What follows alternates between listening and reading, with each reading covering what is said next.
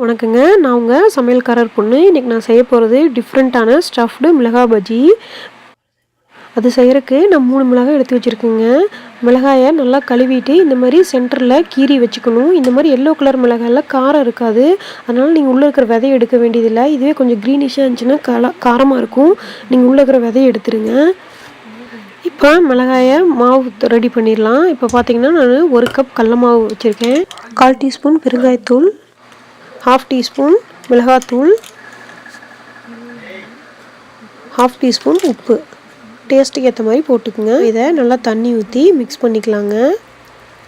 கொஞ்சம் கொஞ்சமாக தண்ணி ஊற்றி மிக்ஸ் பண்ணுங்கள். ஒரு மாவை நான் ரெடி பண்ணிட்டேன். இந்த மாவு கரெக்டான பாத்தில் இருக்கான்னு பார்க்குறக்கு ஒரு ஸ்பூனை நீங்கள் விட்டு பேக் சைடு திருப்பி ஒரு கோடு மாதிரி போட்டிங்கன்னா அந்த கோடு வந்து அப்படியே தெரியணுங்க. மாவு வந்து திருப்பி ஒட்டிடக்கூடாது. அந்த கோடு நீட்டாக தெரியணும். இந்த மாதிரி இருந்தால் மாவு கரெக்டான பதத்தில் இருக்குதுன்னு அர்த்தம்.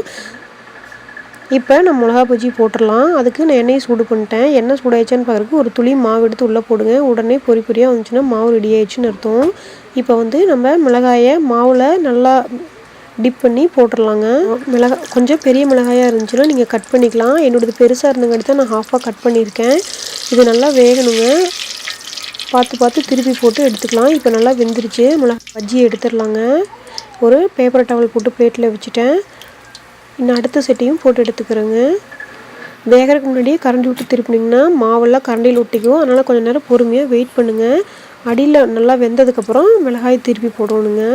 இப்போ பார்த்தீங்கன்னா நான் ஸ்டஃபிங்க்கு ரெடி பண்ணிக்கலாம். ஒரு பெரிய வெங்காயத்தை வெட்டி வச்சுருக்கேன். பொடியாக வெட்டிக்கணுங்க. ஒரு கேரட்டை திருவி வச்சுருக்கேன். கொஞ்சம் கொத்தமல்லி தழை வெட்டி வச்சுருக்கேன்.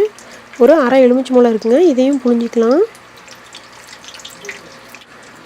இதுக்கு ஏற்ற மாதிரி கொஞ்சம் உப்பு போட்டுக்கலாங்க. பஜ்ஜியில் ஆல்ரெடி உப்பு இருக்கும். இதுக்கு ஏற்ற மாதிரி மட்டும் போட்டுக்கங்க. இப்போ இதை நல்லா மிக்ஸ் பண்ணிக்கலாங்க. இப்போ நம்ம ஸ்டஃபிங் ரெடி ஆயிடுச்சுங்க.